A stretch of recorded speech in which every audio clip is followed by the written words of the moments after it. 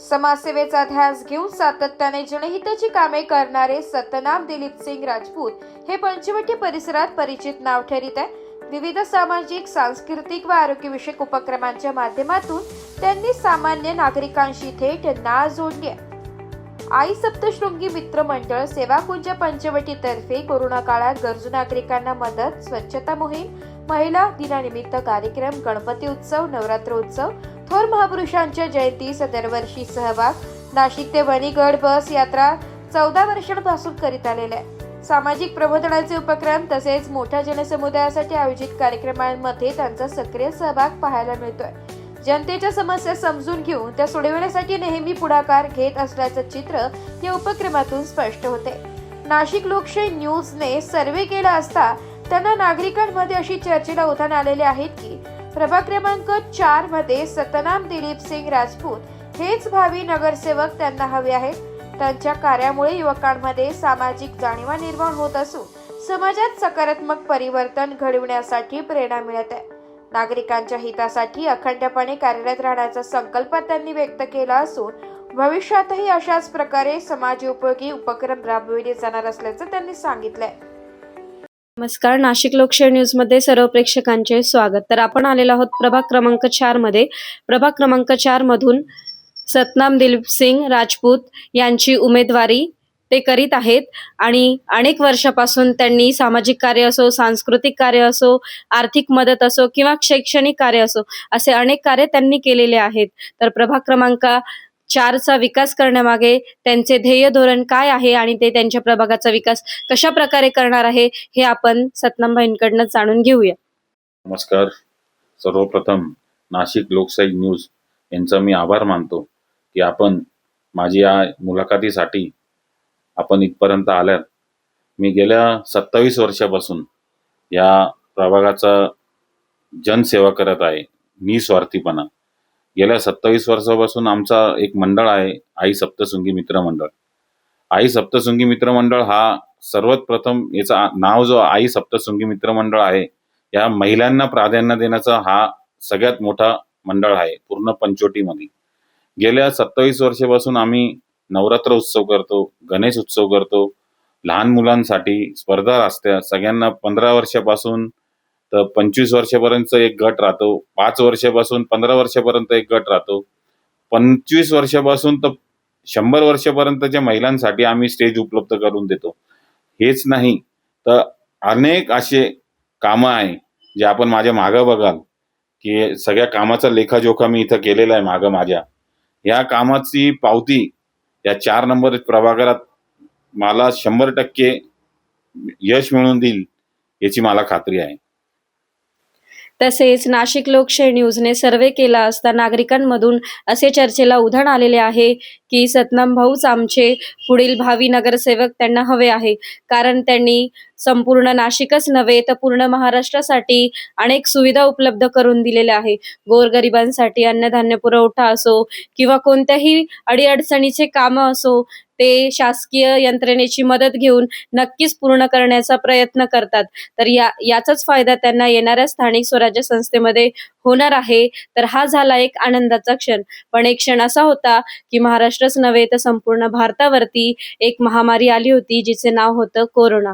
तर या कोरोना सारख्या महामारीमध्ये देखील आई सप्तशृंगी मंडळाने अनेक कामे हाती घेतलेली आहे आणि ती कामे देखील त्यांनी खूप केलेली आहेत.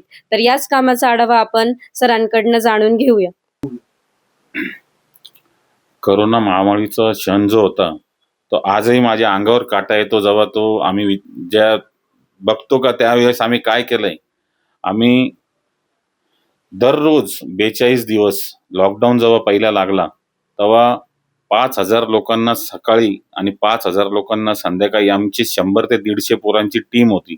आणि हेच नाही तर आमची महिला स्वतः ग्रुपने स्वतः हाताने पोळ्या बनवायच्या.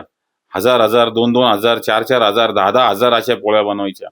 त्याच्यानंतर जे ऑक्सिजन सिलेंडर भेटत नव्हते तर आम्ही आमच्या मंडळाची मुदत ठेव मोडून स्वतःचे पैशाचे आम्ही 19 सिलेंडर स्वतः घेतली होती. याची सगळ्या वार्ताहर पेपरवाल्यांनी, CP साहेबांनी जेव्हा जे होते त्यांनी देखील दखल घेतली होती. आम्ही निस्वार्थीपणे निशुल्क सगळ्यांना मोफत सिलेंडर तवा दिले. त्याच्यानंतर हा झाला भाग कोरोनाचा, तर त्या पिरियडमध्ये अनेक लोकांनी केला असेल, मी कोणालाच नाव नाही ठेवत, पण जो आमच्या मंडळाने केलं आमच्याकडे त्याचे सगळे पुरावे. आणि दुसरंच इथंच आम्ही थांबलो नाही. कोरोना झाल्यानंतर मी एक योजना आणली, मुंबईची होती माझी, राम रोटीमध्ये गेल्या 18 महिन्यापासून मी जे होतकुरू जे जिथं ज्यांना जेवणाची गरज आहे तिथं मी माझी स्वतःची रिक्षा टेम्पो एक लावलेला आहे. गंगेवरचे सगळे होतकुरू असो किंवा कुठं बी इथं आम्ही इथल्या लोकांना, इथं आमच्या इथं 500 ते 700 लोक आणि असे आम्ही 1000 लोकांना 18 महिन्यापासून, तर ती राम रोटीचं जो आम्ही नियोजन केलं होतं 18 महिने तर चालवलं. आमचे मित्र कापसे, यांना कापसे कॅटरर्सचे होते, योगेशजी कापसे, त्यांनी आम्हाला त्याच्यामध्ये खूप सारी मदत केली. आणि जी आमची संस्था होती त्याच्या माध्यमातून आम्हाला रोजचे 50,000 रुपये लागायचे, तरी आम्ही तिथं कुठंच थांबलो नाही. 18 महिन्यापर्यंत ती योजना राबवली.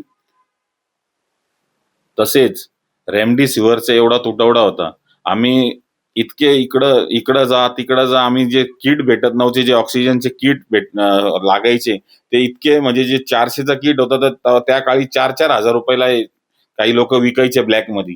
आणि आमचे जे सदस्य मंडळाचे ते रात्रभर सिलेंडरच्या लाईनीत उभं राहून 2 सिलेंडर फक्त भेटायचे. ते 2 सिलेंडर घेण्यासाठी रात्री 11 वाजेपासून तर सकाळी 6 वाजेपर्यंत लाईनीत उभं राहायचे. त्याचप्रमाणे जेवढेही ज्यांना कोणी देत नव्हतं ना, त्या लोकांना आम्ही तो सिलेंडरची सगळ्यांना पोचवले घरोघरी.